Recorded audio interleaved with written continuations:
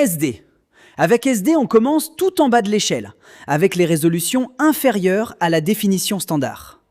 Le 144p, le 240p et le 360p. Ce sont les résolutions les plus basses qui existent.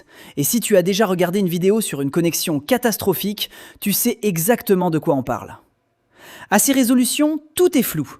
Les visages sont reconnaissables, les grandes formes aussi, mais dès qu'il y a du texte ou un petit détail, c'est illisible. Aujourd'hui, ces résolutions n'ont plus vraiment leur place, sauf quand ta connexion Internet est tellement lente que la plateforme est forcée de te proposer la qualité la plus basse pour que la vidéo puisse quand même se lancer. 480p. 480p, c'est la définition standard. C'était la résolution de référence au milieu des années 2000, avec 720 pixels de large pour 480 pixels de haut. Par rapport aux résolutions inférieures, c'est un vrai bond en avant. Le texte devient lisible, les objets ont une forme reconnaissable. Mais en regardant de près, les bords restent flous et les pixels se voient encore sur les détails fins. Malgré ça, le 480p était suffisamment bon pour s'imposer comme standard pour les DVD et une grande partie des jeux vidéo de l'époque. Et il avait un avantage pratique. Les fichiers étaient bien moins lourds qu'en haute définition, ce qui comptait beaucoup à une époque où les disques durs et les connexions étaient encore très limités. 720p. 720p, c'est le premier palier de la haute définition avec 1280 pixels de large pour 720 pixels de haut. Et c'est là que les choses commencent vraiment à changer. Les bords deviennent nets, les pixels disparaissent presque complètement et l'image commence à sembler fluide et naturelle. Les logos, le texte, les petits objets, tout devient clairement lisible sans effort. C'est cette qualité qui a permis au 720p de s'imposer sur les premières TV HD et sur les plateformes de streaming comme YouTube et Netflix à la fin des années 2000. Pour beaucoup de gens, c'était la première fois qu'ils voyaient une image vraiment nette sur leur écran. 1080p. 1080p, c'est aujourd'hui la résolution la plus répandue au monde. 1920 pixels de large, 1080 pixels de haut, soit environ 2 millions de pixels au total. On la retrouve partout, laptop, TV, moniteur, smartphone. Ce qui fait sa force, c'est qu'elle combine fluidité et netteté. Le 720p était fluide mais manquait de précision. Le 1080p affiche clairement les textures fines, les détails sur les vêtements ou les visages dans un jeu vidéo. Et pour le streaming, il ne demande pas une connexion ultra rapide. Mais il y a un point important à comprendre.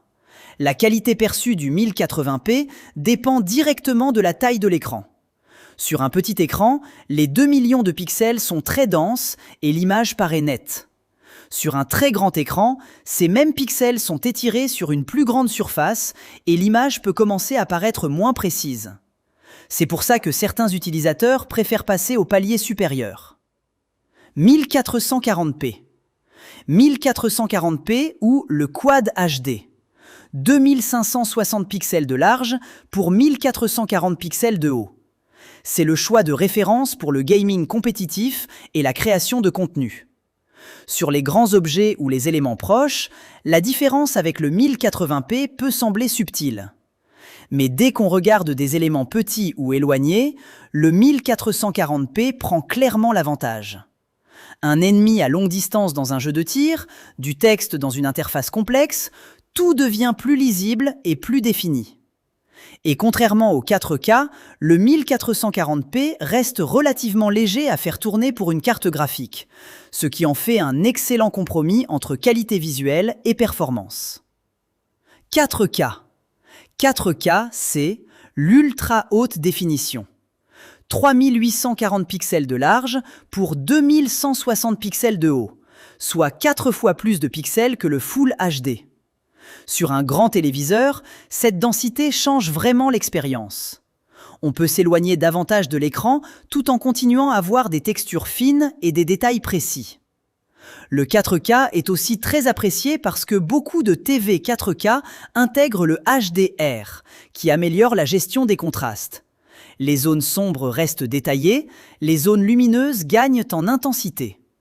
Résultat, une image plus cinématographique et plus immersive. Son seul vrai point faible, le streaming en 4K demande une connexion rapide et stable. 8K. 8K, c'est le sommet de l'échelle. 7680 pixels de large pour 4320 pixels de haut, soit 16 fois plus de pixels que le Full HD. Sur le papier, c'est impressionnant. En pratique, c'est une autre histoire. La quasi-totalité des contenus disponibles aujourd'hui sont en Full HD ou en 4K au maximum. Et même quand on trouve du contenu en 8K, la différence visible par rapport au 4K est tellement faible qu'elle est imperceptible pour la grande majorité des gens dans des conditions normales. L'8K trouve sa justification sur des écrans gigantesques dans des installations très haut de gamme. Pour un usage domestique classique, rester en Full HD ou en 4K est clairement le choix le plus sensé.